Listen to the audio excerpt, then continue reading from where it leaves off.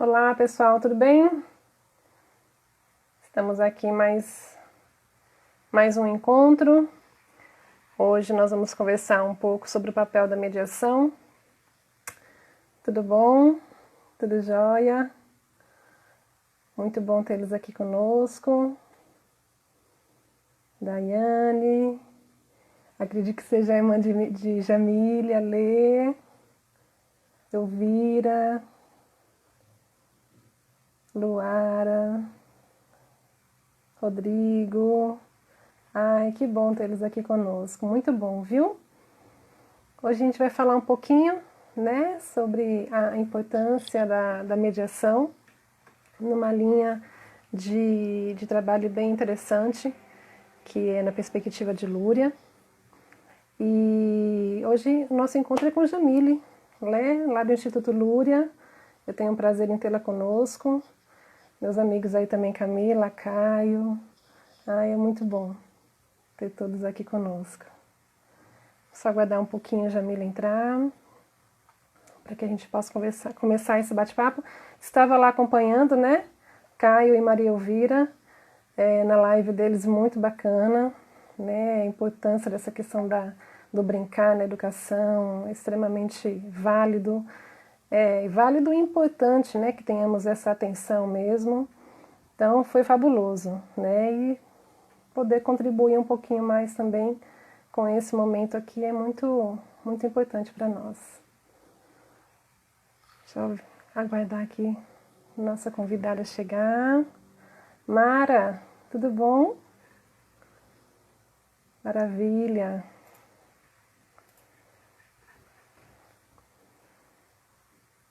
Vamos lá.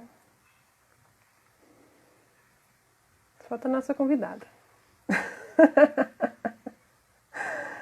Mas é interessante, gente. Deixa eu aproveitar então esse momento que Jamile está entrando. Aqui, peraí.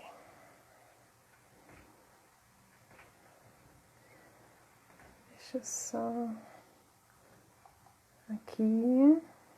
Depois eu dou o recadinho no final, que eu ia passar para vocês.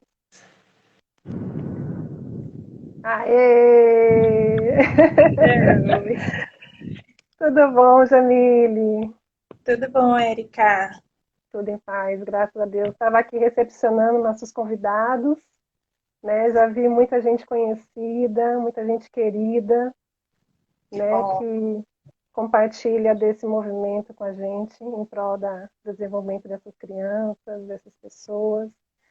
E de antemão eu só tenho que agradecer o seu convite, a sua participação aqui com a gente, para a gente falar de um tema muito importante, a qual eu fui encantada, né? Quem não sabe, Jamile foi minha professora na formação em neuropsicologia.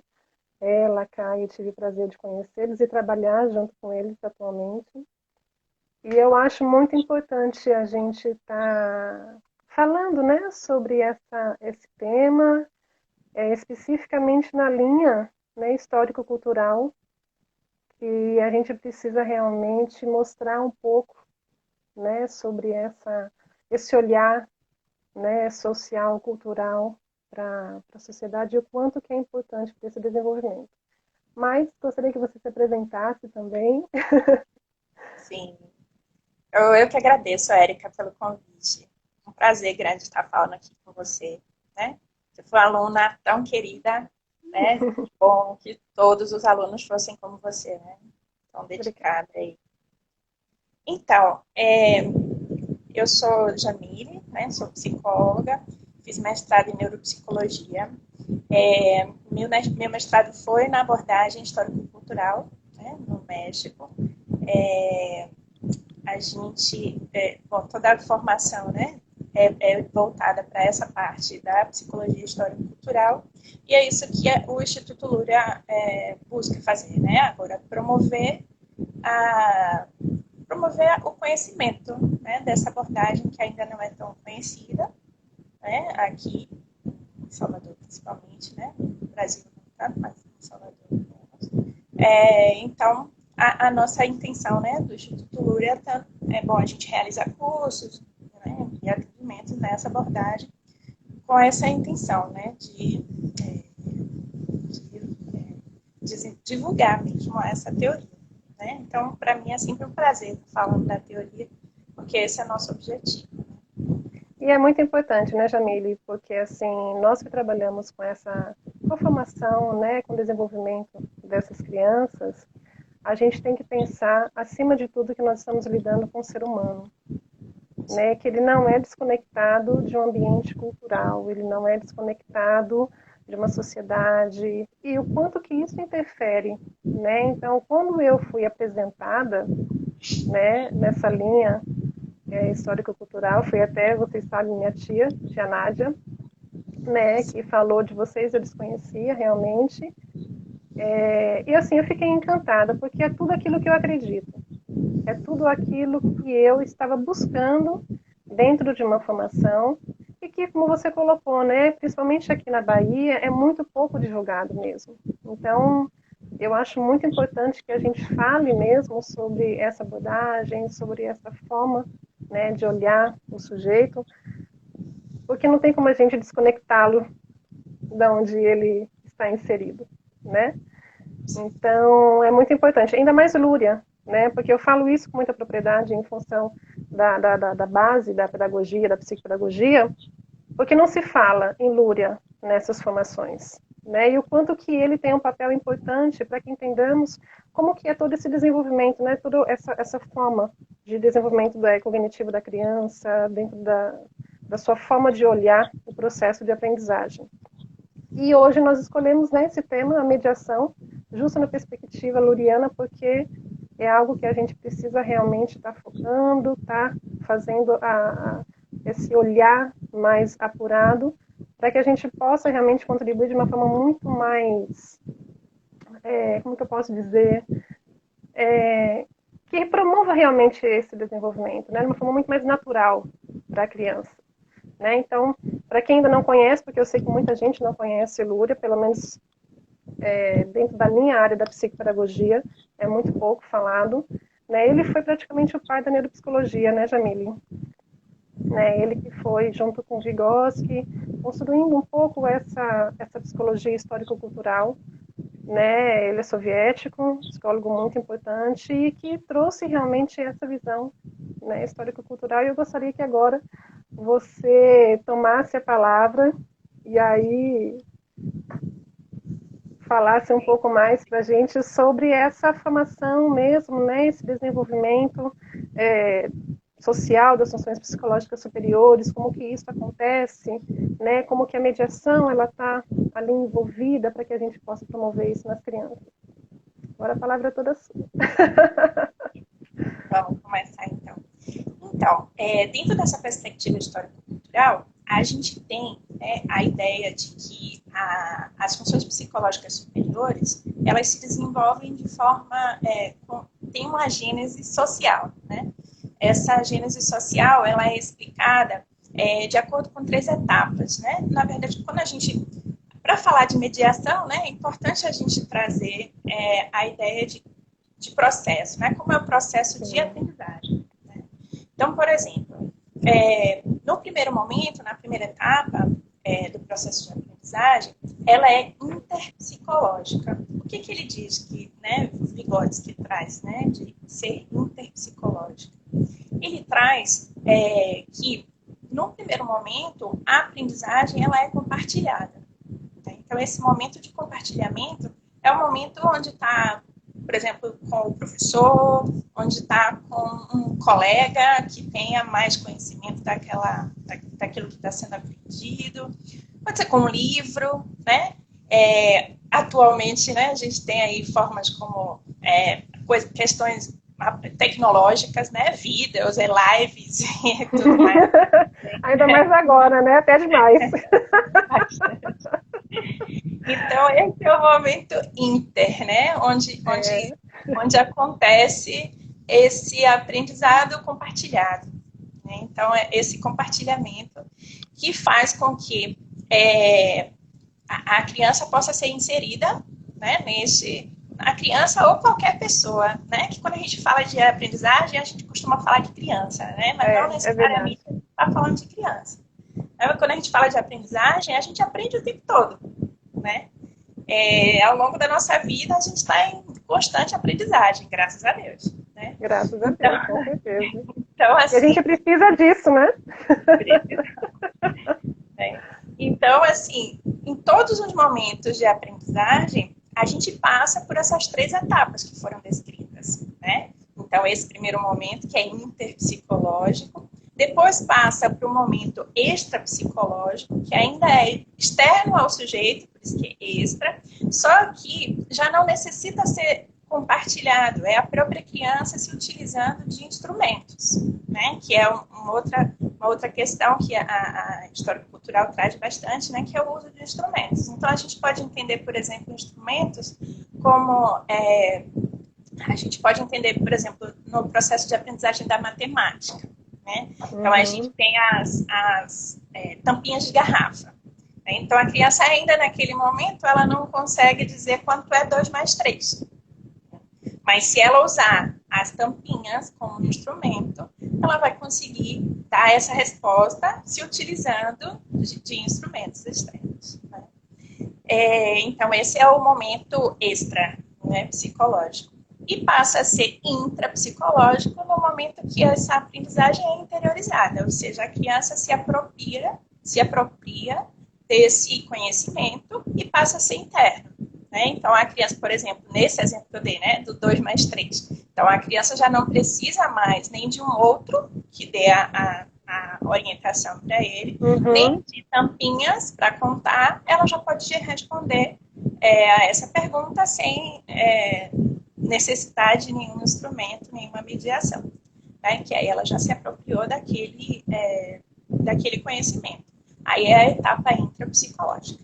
Né? Então, só para a gente entender, né? Esse momento inicial dessas 3 etapas é interpsicológico, extrapsicológico e intrapsicológico. Né? E é importante... Desculpa, pode concluir. Não, é importante que isso seja bem detalhado, porque precisa ser respeitado isso no desenvolvimento da criança. Né? O fato de queimar etapas, né? O quanto que isso pode prejudicar esse próprio entendimento dela lá no futuro. Então, às vezes, o que a gente percebe que chega muito para a gente, em alguns momentos são essas etapas que foram interrompidas em alguns momentos, ou então elas foram suprimidas, né, no desenvolvimento da criança. Então, é extremamente importante a gente enfatizar mesmo isso, né, porque é uma construção, né, não é algo estanque, é em cadeia, né, uma coisa acaba dependendo da outra para que ela vá cada vez mais tendo autonomia. E dentro dessa perspectiva, Jamile, como que a gente pode compreender, né, o papel da mediação, né, na linha histórico-cultural? Para a gente falar de mediação, é legal a gente falar um pouco da ZDP, né? Que é vamos dizer, o conceito mais famosão, vamos dizer, de Vygotsky, né? Você fala Vygotsky, todo mundo já responde. Todo mundo remete. De desenvolvimento proximal. Né? Às vezes o conceito não é nem tão compreendido, mas ele está ali, né? Assim, todo mundo já lembra logo, né, dessa zona de desenvolvimento proximal. Por que para falar de mediação a gente precisa falar disso? Quando a gente pensa, né, no processo de aprendizagem, como a gente estava falando, né, das 3 etapas e tal, a gente, em cada aprendizagem que a gente tiver, a gente vai ter algo que já é da nossa zona de desenvolvimento real, porque isso é aquilo que o sujeito já sabe fazer, já consegue fazer sozinho, com autonomia.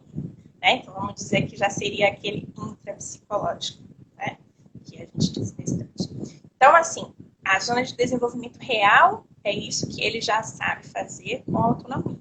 Só que existem mais coisas que o sujeito consegue realizar que não são, né, que não estão ainda dentro da zona de desenvolvimento real, mas estão em potência, né, para ser. E aí, isso é o que a gente chama de zona de desenvolvimento proximal. Alguns chamam zona de desenvolvimento potencial, justamente que está em potência, né? Para Uhum. acontecer o aprendizado, para finalizar, vamos dizer assim. Então, assim, tudo que a gente consegue fazer sozinho é real. O que a gente está próximo a alcançar é a zona de desenvolvimento proximal. Isso significa que, assim, basta uma orientação, uma pergunta bem feita, né? Um questionamento que faça com que a criança consiga responder aquela questão, né? Tem uma parte que Vygotsky fala que, por exemplo, se a gente pega duas crianças, né, que na escola tiraram nota 7, certo? Daí ele vai dizer, as duas crianças estão no mesmo momento de aprendizagem? Não necessariamente, né? Porque ali, naquela prova, né, da escola, a gente está avaliando o que é da zona de desenvolvimento real, ou seja, a criança está fazendo a prova ali sozinha, né? O que ela consegue fazer naquele momento sozinha. Só que aí, se a gente pegar essas duas crianças que tiraram 7 e a gente der perguntas norteadoras, fazer questionamentos, a gente pode possibilitar aqui, por exemplo, uma delas chegue até o 8,5, né, por exemplo. E essa outra chegue a 7,5. Né? Então, vamos dizer que isso mostra, né, pela zona de desenvolvimento proximal, que eles não estão no mesmo momento de aprendizagem. Né? Que às vezes as perguntas norteadoras são suficientes para uma criança, mas não é para outra. Né? Então, o que ela consegue fazer com a mediação do outro, né, com a ajuda do outro, vamos dizer, o que já está em potência, né, o que já está por vir de aprendizagem. Então, a mediação, ela proporciona que a criança alcance a zona de desenvolvimento real daquela aprendizagem, né, com a mediação adequada. Às vezes a gente encontra, né, pessoas com desconhecimento mesmo, que entendem que o ato de mediar é você dar a resposta para a criança. Né? Eu acho que chega muito isso para a gente, né? E a gente tem que ter essa preocupação, porque você dar uma resposta direta para a criança, o que a gente está proporcionando para ela, né? O que a gente está fazendo com que ela avance e chegue no seu desenvolvimento potencial, né? Praticamente nada, porque você não faz com que ela busque estratégias, né? Busque formas de chegar no estágio mais avançado. Então, é importante que a gente discuta muito isso, porque eu vejo muito isso acontecendo, né? Tanto na parte escolar, quando eu estava muito voltado dentro do ambiente escolar, e às vezes quando chega para a gente também, os pacientes na clínica, né? Então, assim, não oportunizam a criança a chegar na etapa seguinte, sempre dão a resposta. Eu até comentei isso na live passada com Fabiola, que é aquela síndrome do ET, né? A criança apontou o dedo e você já dá a resposta para ela, você nem permite que ela faça nenhum tipo de pergunta, nada, e você já interfere naquele pensamento da criança, ou seja, não oportuniza que ela chegue numa etapa seguinte, né? E dentro dessa perspectiva, né? Eu já falei um pouquinho, né, da mediação, de como que a gente não deve mediar, mas o que a gente pode entender assim, de mediação boa, né? Como que a gente media, na verdade, esse processo de aprendizagem? Isso, então a mediação realmente não é a gente dar a resposta, né? Muito pelo contrário, é a gente possibilitar que a criança chegue à resposta. Né? Então, assim, para isso, a abordagem histórico-cultural tem um conceito muito interessante que é de Galperi, que é a de base orientadora da ação, né? Que a gente chama de BOA. Essa BOA é a base orientadora da ação. O que seria essa base orientadora da ação? É aquilo que você vai construir, inclusive junto com a criança, que vai possibilitar a que ele tenha autonomia sobre aquilo. Ou seja, você vai dar a ele um instrumento que faz com que ele já não precise, por exemplo, da sua presença.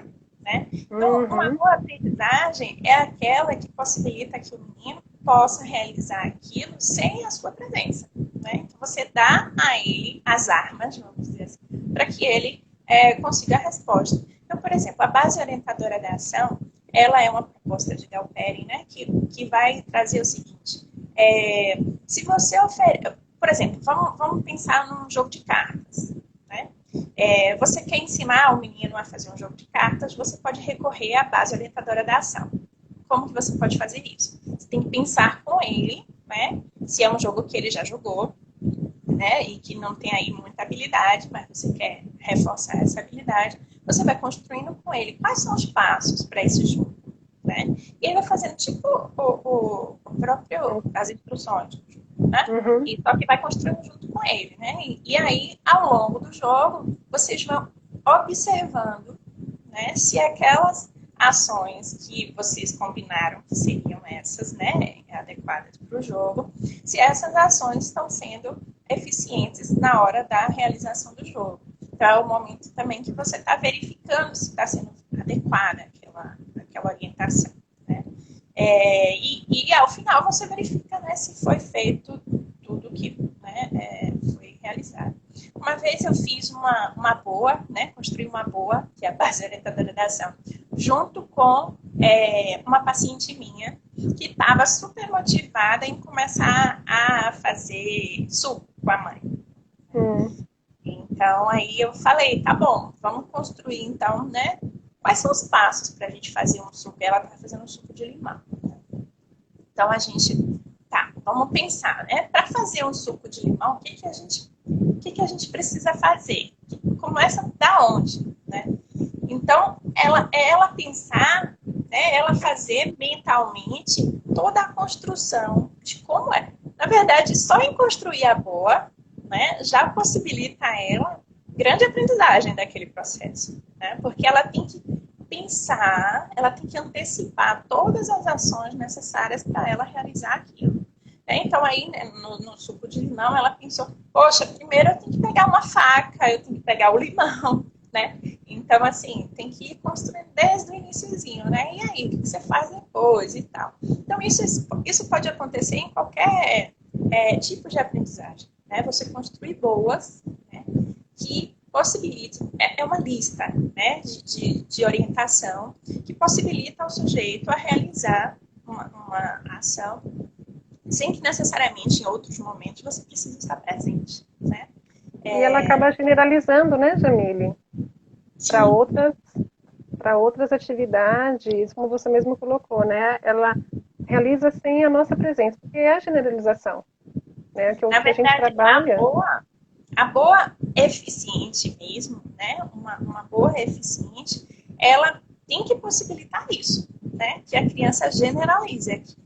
Porque se em outro momento ela continuar precisando de ajuda, isso significa que aquela boa não foi completa, né? Não foi suficiente. Então, aí você tem que entender o que é que faltou daquela orientação para que ela consiga, em outro momento, fazer sozinha. Claro que a gente não vai necessariamente acertar uma boa em todas as situações sempre, né?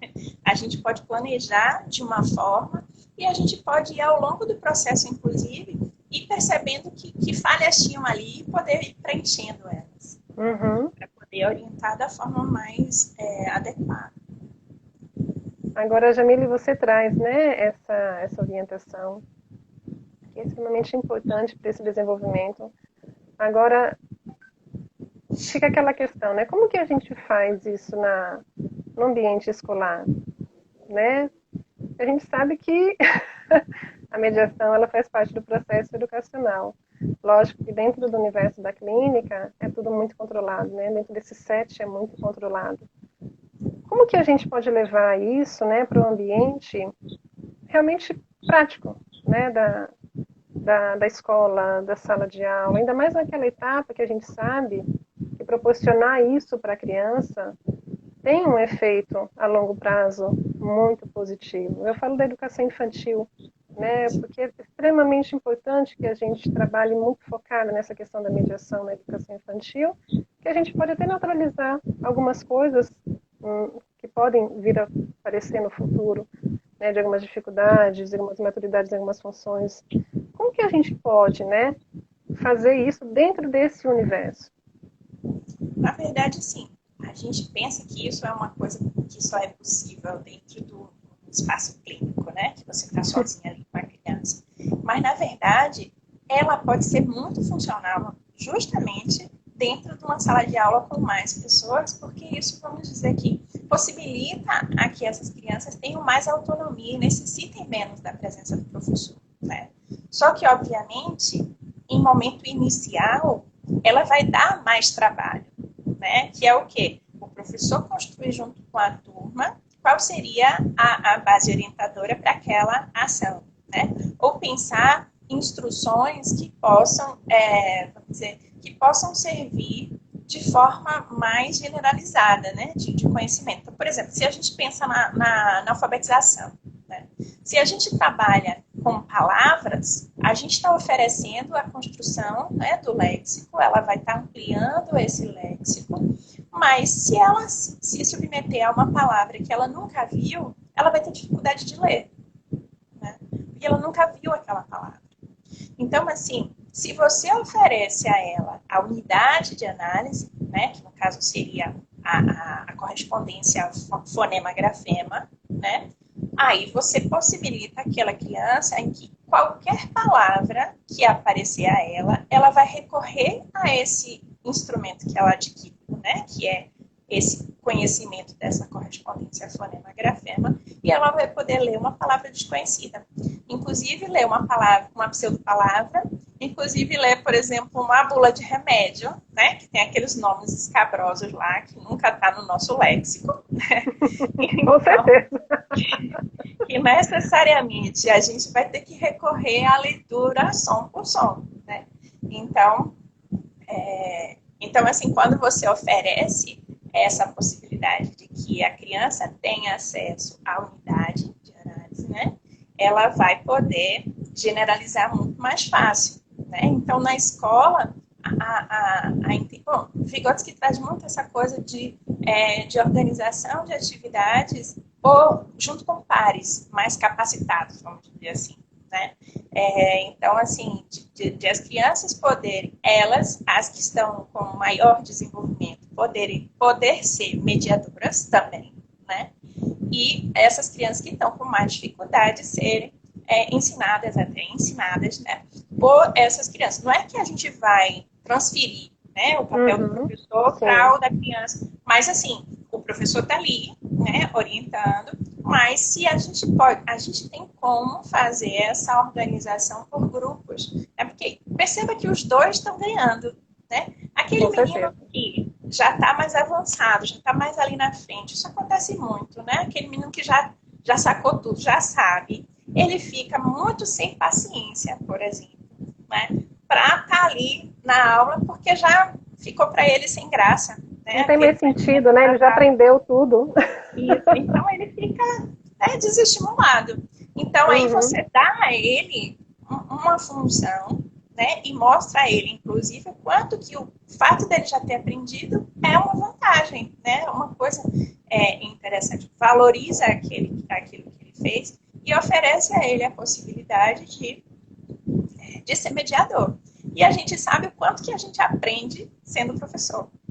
Né? Com certeza. Então, assim, esse aprendizado vai ser reforçado cada vez mais, né? Quando o menino assume o lugar de que vai dar, né, a orientação, por exemplo, para o outro colega que não está naquele momento, né? Mas é sempre interessante a gente poder pensar, por exemplo, que aquele menino que não aprendeu ainda muito bem a escrever, né? E o outro já sabe, a gente precisa ver o que dele, né, já desenvolveu a mais do que os outros. Às vezes, por exemplo, é o desenho.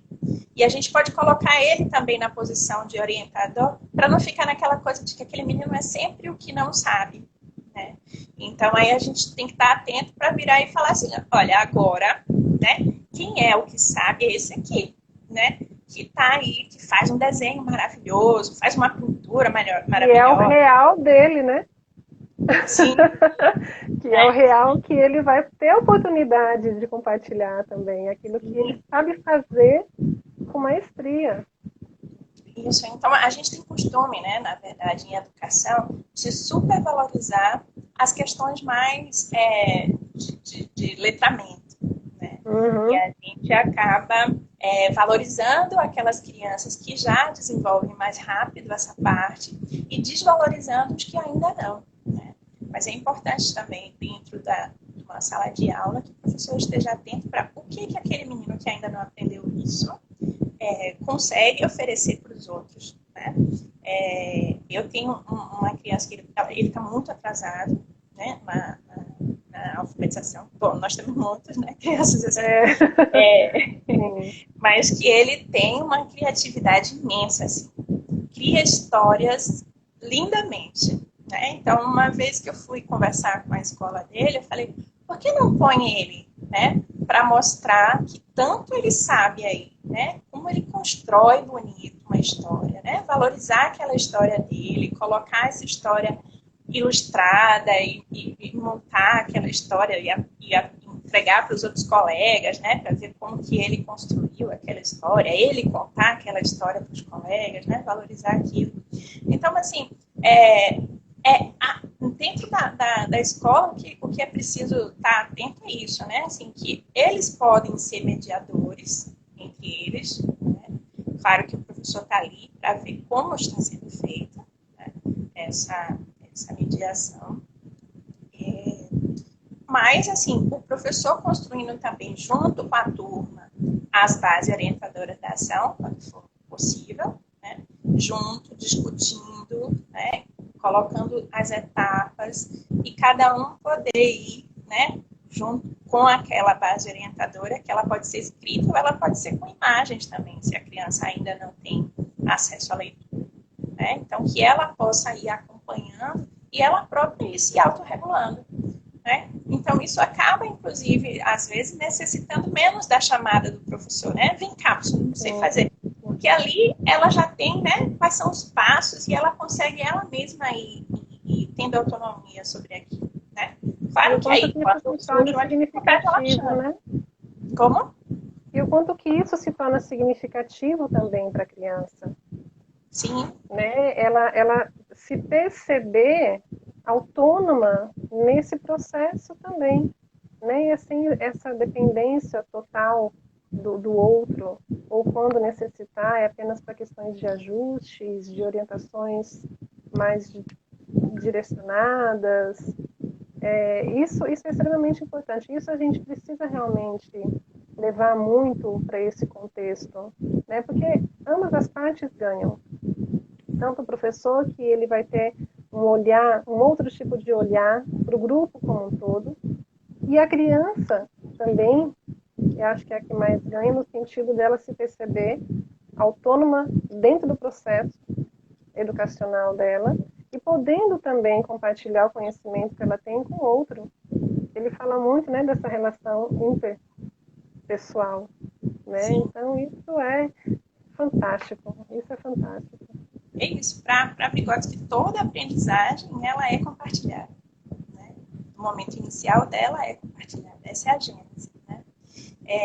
Então, assim, e o quanto que isso, né, oferece para a criança uma ampliação da autoestima, né? Uhum. Isso é, assim, fatal, né, já, direto, porque quando você promove essa possibilidade de autonomia sobre aquilo que está adquirindo, isso gera uma ampliação muito grande da autoestima. Com muitas certeza. vezes está muito rebaixada na criança que tem uma dificuldade de aprendizagem. E que às vezes isso faz a diferença quando chega para a gente em relação à queixa inicial. Quando ela é capaz de perceber isso, né, e ela tem esse caminho, ela sabe o caminho, né, que vai ser trilhado porque foi mediada da maneira correta, às vezes até as dificuldades que chegaram como queixa inicial, elas são amenizadas, porque a criança está conseguindo saber lidar com todas essas questões. Então, aproveitando um pouquinho esse gancho, já passaram 34 minutos, você acredita? Eu fico meio alienada em relação ao tempo, mas hoje eu estou ligadona aqui, porque ele, de repente, derruba a gente. Ele é muito cruel. Porque eu sou ligadora. Ai, tive que aprender, viu? Vocês ligaram, porque eu também fico viajando assim, ó. É, vamos falar um pouquinho dessa questão da clínica também, né? Nessa perspectiva histórico-cultural, principalmente de Lúria, como que funciona esse trabalho clínico, como que são feitas as questões da avaliação, das intervenções, que foi algo que me encantou. E por isso que eu estou onde eu estou, justamente por causa dessa base, por causa de todo esse conhecimento que eu adquiri junto com vocês e que me dá segurança e realmente vai de encontro com aquilo que eu acredito em desenvolvimento, né, humano. Então, acho importante a gente falar um pouquinho também sobre isso. Ótimo. Então, dentro da clínica, é muito importante a gente ver, né, a gente está atento à mediação. Né? Dentro da abordagem histórico-cultural, a avaliação, desde a avaliação, ela precisa ser mediada. Né? E essa é uma grande, vamos dizer, um grande diferencial dessa abordagem. Né? A gente pensar numa avaliação que seja interventiva, vamos dizer assim. Né? Então, a avaliação... Cheguei a ficar arrepiada, viu, Jamile? Porque, assim, é algo que eu acredito muito. Realmente, cheguei a ficar arrepiada, assim, emocionada, porque é a gente olhar o ser humano, né? É a gente olhar o sujeito. E não olhar apenas as dificuldades dele. Ele é um sujeito como um todo, né? E eu tive essa oportunidade que você trouxe agora dessas avaliações interventivas, e é fantástico. É lindo demais. Então, nessa proposta, se a gente pensa só nos testes quantitativos, a gente vai encontrar o quê? Aquela resposta sim, não. Né? Uhum. Faz e não faz. Né? Essa é vamos dizer, a questão de uma prova quantitativa. Faz, não faz. Né? 0, não faz. 1, faz. Né? Então, vamos dizer que, resumidamente, é isso. Né?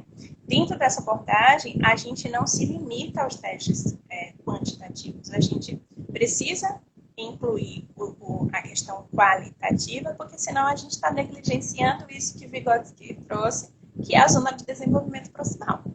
Né? E aí a gente vai ficar só com o real. Né? Porque quando a gente diz 0 ou 1, a gente está só na zona de desenvolvimento real. Né? Então, se a gente quer realmente compreender, né, como que está o processo de desenvolvimento da criança, que é o objetivo de uma avaliação, né? O objetivo da avaliação não é dizer se o menino tem dislexia, se o menino tem TDA, não é esse o objetivo. Claro que pode chegar a uma terminologia, pode, mas o que a gente quer? Compreender o funcionamento do sujeito. Né? Uhum. Então, nosso objetivo é compreender como ele está funcionando naquele momento. Que é isso que vai ser, vamos dizer, funcional para uma escola saber como agir com ele, para a família saber como agir com ele, né? Com os cuidadores mais próximos saber como agir com ele, né? Porque ele vai estar conhecendo como é que aquele menino está funcionando, como é que ele está aprendendo, quais são as falhas, né? Porque quando a gente pensa na avaliação qualitativa, a gente não está só com a pergunta dos faz, não faz. A gente está querendo saber como faz ou como não faz, né? O não faz, ele pode ser muito diferente de uma criança para outra, né?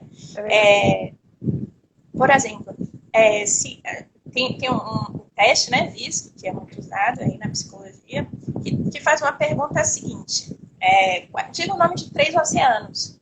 Né? No início da intervenção, no início do trabalho, né, na avaliação inicial, a criança não respondeu nada que tinha a ver com o oceano, né? Falou 3 nomes aí que não tinha nenhum sentido, né? E aí, ok, isso é quantitativamente 0, né? Uhum. Aí, no pós-teste, né, após a intervenção, a gente foi fazer a mesma pergunta e o menino diz Atlântico, Pacífico e Indício. Né? Aí, isso quantitativamente é 0 também. Né? Então, quando você pensa que lá no início foi um 0 completamente sem noção do que era nome de 3 oceanos, enfim. Era um 0. Agora, ele continua com o 0, mas é um 0 completamente diferente, né? Então, se você... Só esse exemplo aí para a gente poder ver o quanto que se a gente avalia só quantitativamente, a gente vai dizer, não mudou nada nessa criança, do início ao final. É 0, era 0, continua 0, né? Mas se a gente avalia qualitativamente, a gente vai ver a grande diferença entre uma resposta e outra, né? Então, a avaliação, ela é feita, né, tanto, né, vamos dizer, pensando na resposta de como é que a criança faz, né? É interessante que quando a gente começa, né, a dar supervisão na pós-graduação, os alunos estão muito, né, fechados nessa ideia de faz, não faz, faz, não faz. Aí a gente pergunta, então, como que foi que a criança respondeu? Ela fez. Tá bom, mas como que ela fez? Ela fez. Tá, mas me mostra aí como foi que ela fez. Aí os alunos ficam, Jamile, poxa, sei lá, ela fez, tá certo. Ela fez. Tá não bom, prestei atenção. Como foi que ela fez, né? E se ela não fez, mais ainda que eu quero saber, como foi que ela não fez, né? Ela chegou quase lá, ela tinha alguma noção daquilo que foi perguntado, ou ela não tinha noção nenhuma, não tinha nenhuma, né? Então, isso é muito diferente, né? É muito diferente quando a criança responde não sabe, sem nenhuma noção, porque aí você está vendo que não está dentro da zona de desenvolvimento profissional nada, né? Mas se ela responde alguma coisa, você vê que ela tem uma ideia do que é aquilo ali que está sendo falado, pode ser quantitativamente um erro, né? Um 0, vamos dizer assim, mas qualitativamente isso é muito importante, né? Então a avaliação nessa abordagem ela é muito, muito, muito fortemente qualitativa, porque pensa, né, e visa entender como é que a criança faz, né? Esse que é o objetivo da gente, entender como, né? Esse como. Então, assim, mesmo... Não, pode continuar. Então, assim, tanto a gente vai observar a resposta, quanto a gente vai observar as nossas mediações, né? Que é o quê? Eu vou mediar tentando ir pela via de oferecer um instrumento.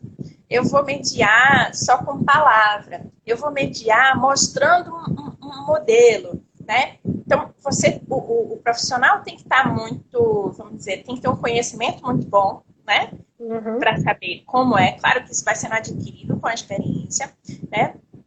Mas o profissional tem que estar muito atento a o que, né? O que perguntar, ou como fazer essa mediação, que justamente vai oferecer para ele qual é a via que ele vai ter para intervir com aquela criança, né? Então, para mim, essa é a única forma de avaliar, né? Assim, para você entender como é que eu vou intervir. Porque o objetivo da avaliação é como que eu vou intervir, ou como que eu vou orientar as outras pessoas, né? Escola, família, a intervir. Porque se é só para dar o diagnóstico, a avaliação fica muito sem sentido, né? Apesar de que a gente sabe que, vamos dizer que, burocraticamente, esse nome precisa ser dado em algumas situações, ou muitas das situações. Mas o objetivo principal é a gente entender como que eu, né, como reabilitadora, vou acessar essa criança, por onde eu vou começar. Então, minha avaliação tem que responder a isso, né? Se eu terminei a avaliação e pensei assim, ai meu Deus, e agora? Como é que eu vou intervir com a criança? É porque a avaliação ela não foi funcional, né? Então, a avaliação, ela necessariamente tem que responder a essa pergunta. Como que eu vou começar a intervir com o meu paciente? Se eu não conseguir chegar a essa resposta, é porque minha avaliação ainda não foi completa, né? Até porque, Jamile, o que a criança tem de dificuldade, a gente já sabe. É o que chega pra gente na anamnese. Então, a gente não precisa descobrir o que ela tem de dificuldade. A gente precisa descobrir realmente o que está por detrás de tudo isso. Né? Eu acho que foi Lúria que uma vez, né, teve uma publicação que ele faz assim, olha, a criança chega com uma queixa, meu filho está com dificuldade para ler. Daí ela passa por todo um processo de avaliação e no final a profissional diz, ele tem dislexia. Aí, o que é isso? Uma dificuldade para ler. Ou seja, a resposta que ela me deu no início foi a mesma coisa que a pessoa chegou, a mesma queixa que a pessoa chegou no início. Então, e isso acrescentou em quê? Dizer o nome, né? Dizer o nome só não gera, né? Muito pelo contrário, às vezes, quando ela chega ao nome, ela vai no Google e pesquisa o nome, e aí conhece tudo sobre o filho, porque leu ali, né? Que dislexia é isso, e isso, que viu na internet. Né? Então, assim, muito mais do que entender, né? Qual seria o nome para isso, é entender por quê. Por que ele tem essa dificuldade para ler?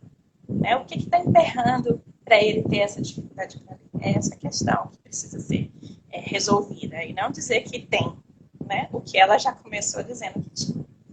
Justamente. Até porque, então, o que a gente vai fazer? Né? Se a gente não identificar quais são os caminhos que a gente vai percorrer.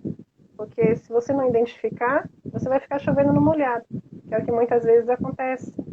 Né? Às vezes crianças ficam tempo, anos e anos em terapia e você não vê uma evolução. E fica chovendo no molhado. Às vezes eu falo muito assim, ok, a criança tem uma dificuldade na leitura. Coloca o menino para ler. Se ele tem dificuldade na leitura, como é que ele vai desenvolver essa habilidade? Você vai estar potencializando uma frustração nele que ele já sabe que ele tem. Então, essa questão da avaliação qualitativa, que me encantou desde o primeiro momento que eu tive contato com ela, foi porque a gente olha o ser, a gente olha o ser humano por completo, e não apenas um número. O número é um número, cada criança de um jeito. Cada avaliação que a gente faz é de uma forma, porque é um olhar para ele, e não um olhar para um instrumento. O instrumento é apenas o nosso norte, mas a criança que vai dar para a gente. É interessante você falar desse olhar para ele, né? Porque é muito interessante que a gente às vezes ouve depoimentos das famílias dizendo: Jamile, ele avançou tanto, mas olha, ele está só num processo de avaliação. Né? Então, assim, o processo de avaliação supostamente é para você investigar qual é a questão, né? Não tem a intenção, né, inicial de que a criança se modifique. Mas, às vezes, só o fato de você estar olhando para ele, né, olhando, tendo atenção para essa criança, já possibilita a ele um outro tipo de relacionamento com aquela dificuldade dele. Né? É isso mesmo. Com a dificuldade dele, ou o que quer que seja. Mas, enfim, já modifica. Né? Parece algo, uma mágica, né? Mas é isso que a gente vê mesmo. Mara, só aproveitando para a gente ler aqui algumas questões. Sim. Mara é psicopedagoga também. Ela colocou uma ótima posição, né? De avaliação interativa, tanto para psicopedagogia quanto na neuropsicologia. Né? Então, assim, é esse olhar mesmo, né, como um todo que a gente precisa ter dessa criança. E eu já tive a oportunidade de, nos próprios processos avaliativos, fazer muito, ter a sensibilidade, porque eu acho que a gente vai ganhando muita experiência com o tempo. Né? Esse olhar, nosso olhar clínico, ele vai sendo apurado a cada avaliação, a cada encontro com a criança, a cada estudo que a gente se debruça para fazer. E teve um dia que eu estava com o Rodrigo, se não me engano está aqui, e a gente fez uma mediação direta, assim, muito linda. E ela chegou numa resposta, assim, pronto, era isso que eu queria. Que ela chegou com uma queixa, porém ela estava muito mais além do que a queixa dela. Então, isso é muito bonito na nossa prática, a gente poder, né, mostrar para a criança que ela é capaz, sim, e daí vem essas questões, né? Poxa, mas ele tem avaliação e já mudou, né? Porque em algum momento teve esse movimento. A própria mediação que a gente oferece para descobrir o como que ele faz, já dá, às vezes, um start para a criança de, opa, é por aí, né? Então, assim, às vezes só a nossa mediação, para a gente ter, né, como resposta como que ele está funcionando, já oferece a ele um instrumento, né? Então, às vezes, a resposta, a mudança já está por aí. E já começa a acontecer, você não precisa finalizar uma avaliação para iniciar uma intervenção, ou seja, perder tempo nesse desenvolvimento da criança. Porque a gente sabe que uma avaliação não é uma avaliação rápida, da noite para o dia. É uma avaliação que demanda tempo, né? Geralmente, alguns meses que a gente precisa. Então, quando a gente tem essa preocupação, a criança, realmente nesses instantes, ela já pega esses ganchos e já leva para o seu dia a dia. E a nossa ideia é justamente essa, que ela coloque em prática no seu dia a dia essas formas de atuação, né? Aqui, Mara, mais uma vez, né, que ela faz também avaliação psicopedagógica com enfoque da neuropsicologia, né? Vemos essa possibilidade de perceber o VDP, é isso mesmo, Mara, é fantástico. E é uma coisa linda, gente. É uma coisa assim que a cada avaliação me fascina cada vez mais. Que às vezes a criança, até a própria criança está muito engessada, né, naquele molde que colocaram nela, né? Você tem dificuldade. Então, até a própria criança, ela quando ela chega, ela está muito engessada, mas quando ela percebe que com a mediação correta, da forma como você faz a intervenção, ela consegue chegar, poxa, parece que assim abriu o caminho de luz para ela. E é muito bonito isso. É muito lindo. Jamile, se você acreditar, nós temos apenas 8 minutos. Passou tão rapidinho, né? Passou muito rápido. E nós tivemos, assim, muitas pessoas queridas aqui conosco, né? Eu quero agradecer a todos. Você quer comentar mais alguma coisa, Jamile, que você acha pertinente? Eu acho que a gente tem que, assim, ó, jogar nos ventos a análise qualitativa, a Lúria, porque é algo que a gente precisa realmente desse olhar, né? Então, eu estou muito empenhada para que a gente cada vez mais tenha seguidores aí nessa linha de trabalho, que o quanto que faz diferença na vida da criança. Né? Daí eu queria que você fechasse agora para a gente esse momento. Bom, é isso, assim, na verdade, é importante a gente estar atento, né, ao processo de aprendizagem da criança, né, tá? Atento mesmo o que a criança traz, né, então você escutar o que a criança tem, né, para dizer, para te mostrar, né, como está esse funcionamento dela. Então, assim, a gente pode pensar nessa perspectiva tanto dentro da escola, né, com várias crianças, com vários alunos, né, da forma como a gente conversou aqui, e a gente pode pensar isso no contexto clínico de uma forma mais fácil, né?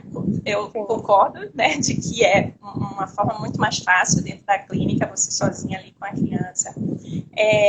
Mas aí é que a gente deve, né? Nem pode, deve estar atento a isso, né? Porque é nesse momento que você tem a possibilidade de estar ali, né? Junto com ela e vendo e oferecendo, inclusive, para a escola esse retorno, né?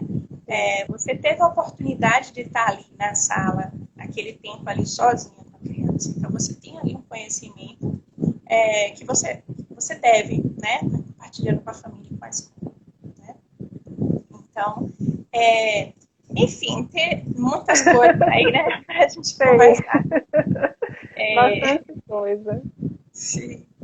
Mas foi então, ótimo, eu achei. Coisa aí falando. Tem Camila agradecendo, Rodrigo também agradecendo. O Rodrigo está comigo lá na clínica, aqui na Paralela. Estou tentando passar um pouquinho do meu conhecimento para ele, espero que esteja conseguindo, né, dentro desses ensinamentos que eu tive com vocês também. E agradecer imensamente você, ao Instituto Lúria, que eu acho que nessa minha trajetória eu tenho aprendido a cada dia, cada vez mais com vocês, mesmo não estando tão junto, porque cada um tem o seu ritmo, mas acompanhando, se debruçando realmente nessa linha, e é o meu carro-chefe de trabalho. Né? Agradecer a você, a Caio, a Lise, que são maravilhosos, super abertos para passar, transmitir realmente, compartilhar o ensinamento de vocês, que é extremamente Desculpa, importante. mas eu vou ter que dar um beijo para a Catarina, que está me mandando beijo. Vai lá. Minha linda. Beijo, Catarina. Não, aqui a gente tem que mandar um beijo para muita gente, meu Deus do céu. Camila, as duas Camilas, nossa, tem muita gente querida aqui. A gente que agradece muito pelo carinho de vocês, por acreditarem, né, no trabalho também que a gente vem desenvolvendo. Meu Deus do céu, estou aqui. A Dislex Bahia, né, o pessoal, Helena. Poxa, muito Mamãe, legal, né? Ah, tá mamãe, aí também. beijo, Bahia é um mami. grupo e eu faço parte, né, uma associação aí desenvolvida por Priscila, que a gente também vem aprendendo bastante, a gente vem discutindo bastante, né, sobre essa questão da dislexia, e eu trago muito essa visão da gente olhar a criança, né, como um todo, né, a gente precisa olhar por detrás desse nome, né, eles são super acolhedores, então eu tenho um prazer enorme, assim, de fazer parte dessa equipe, fazer parte da sua equipe, da equipe lá do Lúria, né, e Nós também agradecer mais temos, uma vez. nós também temos orgulho de Muito você estar lá. feliz, muito Deixa eu feliz. fazer só Agora, uma nesse momento, propagandinha. lógico. Momento propaganda. Sexta-feira, 7h30, a gente vai começar as lives do Instituto. Eu vou estar entrevistando a Daniela, que é uma atriz, educadora, que trabalha com contação de histórias com tapetes. É um trabalho lindo que ela faz. Ai, que E aí vai massa. ter uma live muito bonita. Tomara que possam Ai, estar que lá com a legal. gente também. A gente está num momento bem ímpar, né, Jamília? Eu acho que isso tem oportunizado a gente se aproximar muito dessa troca, né? No nosso dia a dia, a gente às vezes fica um pouco alienado dessa troca, desse contato. Eu acho que esse momento oportunizou muito isso a gente. A gente brincou no começo, né, que tinha tanta live, mas eu acho que isso tem oportunizado porque a gente realmente troque, que a gente se aproxime. E isso é muito importante, né? Eu Sim. também estarei fazendo uma live na semana que vem, falando também da mediação, na visão também de Forstein, que é daquele programa do PEI, que eu trabalho, que tem tudo a ver com a perspectiva histórico-cultural, mas aí é um instrumento um pouco mais direcionado, que também é importante que a gente traga ele, porque não é apenas passar para o paciente, mas sim levá-lo à resolução de um problema dentro de um instrumento. Que é muito, por isso que eu, assim, fui atrás dele, porque é uma linha que a gente trabalha. Estarei Então, lá também na também semana que vendo. vem... Hã? Estarei vendo. Estaremos. Eu na sua, você para cá também. Então, agradecer mais uma vez, pessoal, muito obrigada, né, pela presença de todos. Jamile, mais uma vez, nós estamos aqui encerrando mais esse encontro, né, que tenhamos Obrigada. mais oportunidade de falar um pouco mais sobre isso, né. Tem Camila que está chegando agora também, lá do México, né, bem fresca nesse sentido, nossa E lá a gente vai mestre ter uma também. live com ela também. Perfeito, perfeito, que também tem muito a contribuir. Então, vamos disseminar cada vez mais essa questão mesmo da histórico-cultural, porque é muito pouco falado, na verdade, né? Muito pouco valorizado. Então, e é tão importante a gente comentar sobre isso. Viu? Obrigada, Érica. Obrigada, um beijo. E a gente Beijão. se encontra no Retorno da Clínica. E, por favor, que seja logo. Que seja logo. Um beijo, pessoal. Tchau, tchau. Tchau, Jamile. Tchau.